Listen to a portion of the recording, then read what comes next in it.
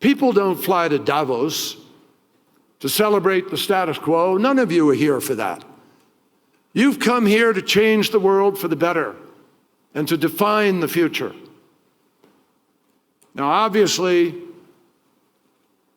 that is not to say that we don't face real and immediate challenges. Of course we do. When has any generation not been tested?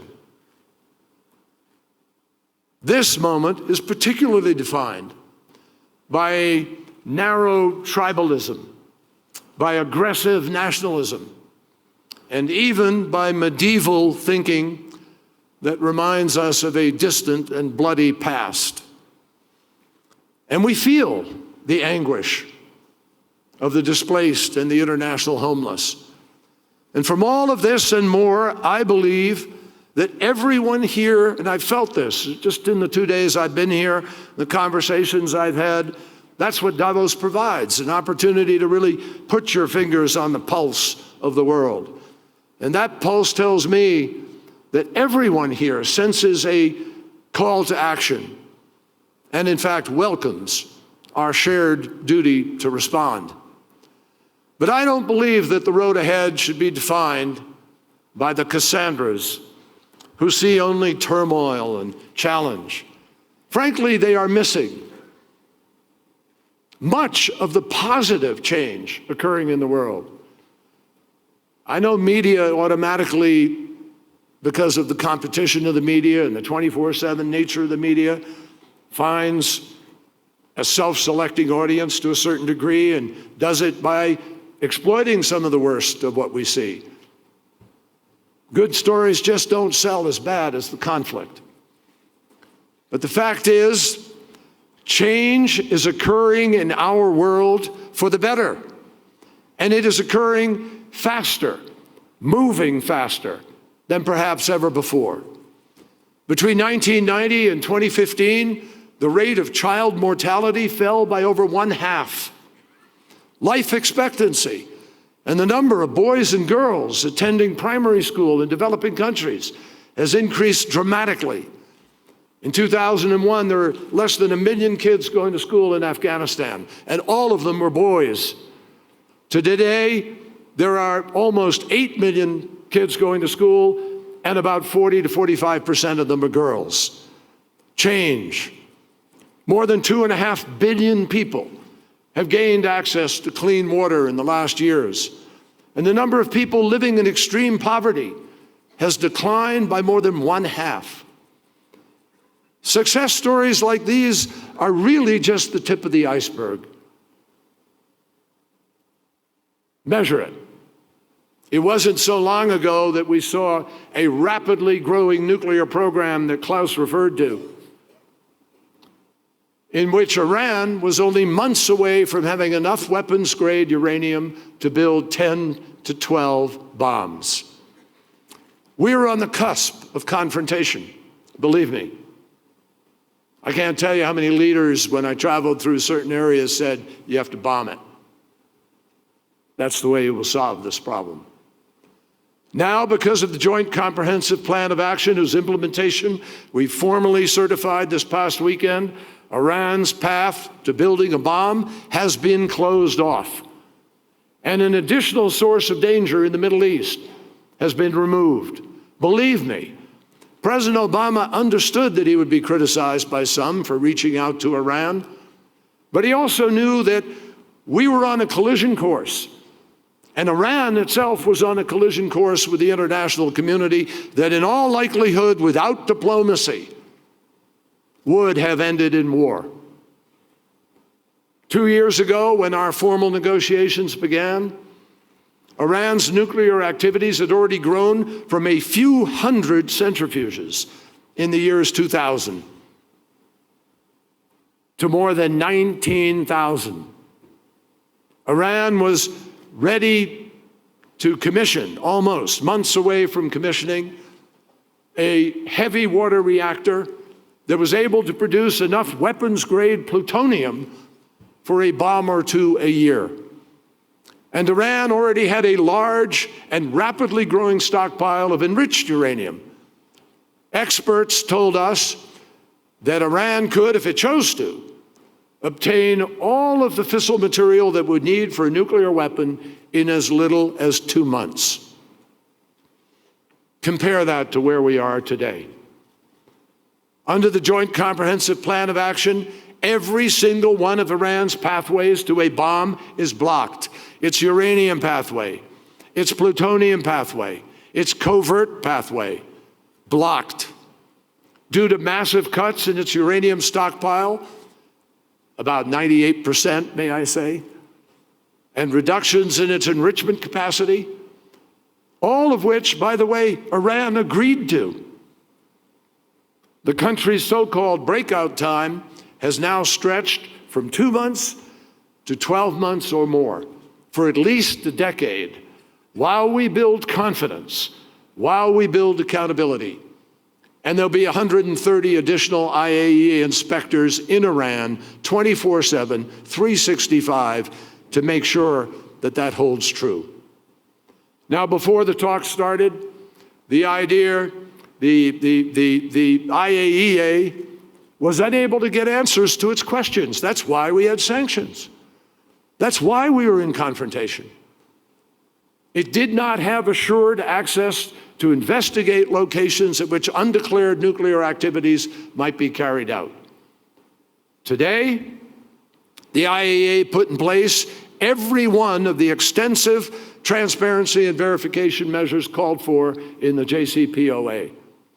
And because of the unprecedented monitoring and verification requirements that are an integral part of the plan, the world can now be confident of precisely what Iran is doing. For Iran to break out secretly, its technicians would have to do more than bury a processing facility deep beneath the ground. They would have to come up with a complete, from start to finish, nuclear supply chain. And our experts agree that they could not do that undetected.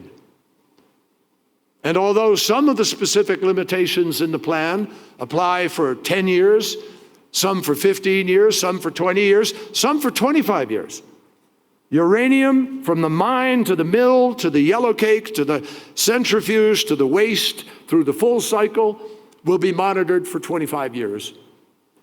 But more importantly, all of the expanded monitoring and verification provisions that now exist within the IAEA because of the mistakes that were made in North Korea are now in effect for the lifetime of Iran's nuclear program. And Iran has agreed to never, ever pursue a nuclear weapon, and that is codified in the United Nations Security Council resolution as well as in the agreement itself. My friends, the region is safer. The world is safer. Last December, representatives from more than 190 nations came together in Paris to express their commitment to build a low-carbon energy future in which greenhouse gas emissions are curbed and the worst consequences of climate change are prevented. We've been working on that for 20-plus years. I was in Rio, 1992, part of the delegation with Al Gore and Tim Wirth and a bunch of people many of you know. But it was voluntary. We weren't able to get there. We went through machinations of Kyoto and other efforts. Finally, we came together in a unique, extraordinary multilateral event. 3 years ago, when I first became Secretary of State, we were living with the experience of the failure of Copenhagen and the problem of China being on the other side of the ledger. President Obama asked me to go to Beijing and open up a new collaboration, if it was possible, on climate change. Everybody was skeptical, but we built a strong working relationship. And in the end, our two presidents, President Xi and President Obama, were able to stand up in Beijing a year before Paris and make an historic announcement that changed the entire dynamic of the negotiations in Paris. In August, I had the privilege of traveling to Havana to raise the American flag above our embassy for the first time in 54 years. President Obama's bold decision to normalize diplomatic ties with Cuba reflects, yes, both our national interests, but it also reflects our desire to try to help the citizens of that country live in a more open and prosperous society. We were determined to turn a corner after decades of a policy that just simply didn't work. You know the old saying, the first way to solve the problem of digging a hole deeper and deeper is stop digging. But we have a long way to go, we know, but we're already seeing progress. Last year, travel to Cuba by United States citizens to deepen the ties between our people increased by more than 50% over the previous year. We have further empowered a growing Cuban private sector that now employs thousands of Cuban workers. And the government of Cuba signed its first cellular telephone roaming agreement with a United States company that will help Cubans connect to the world and access information. And every one of you here knows that helps changes thinking, changes behavior. Now, of course, the United States and Cuba still remain far apart on some very important issues. But we are much closer than we were in our ability to be able to address those differences in a systematic and mutually respectful way. I talked to my counterpart, Bruno Rodriguez, the other day. We will meet again shortly to talk about those other differences and to continue to try to march down this road. In October, after 7 years of negotiation, the United States joined 11 other nations along the Pacific Rim in signing and sending to Congress the Trans-Pacific Partnership, a trade agreement that will ensure heightened labor and environmental standards in 40% of the global economy. And already other nations in the region are beating on the door and saying, we want to be part of that. We want to be part of these higher standards, environmentally responsible, labor responsible business enterprises. At this time last year, I remember this because we talked about it here. Experts were predicting that the Ebola virus was going to kill 1 million people or more by Christmas of last year. Again, President Obama led an effort at the United Nations to bring people together. He took the risky decision without knowing all of the consequences and all of what was happening, but on the basis of our healthcare expert advice, we sent several thousand American troops and put them on the ground to build the capacity to be able to respond to this crisis.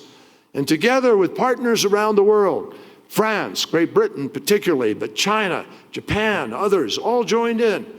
We built a broad coalition of actors to educate the public, isolate the stricken, and stop the spread of the virus, spelling the difference between life and death for hundreds of thousands of people.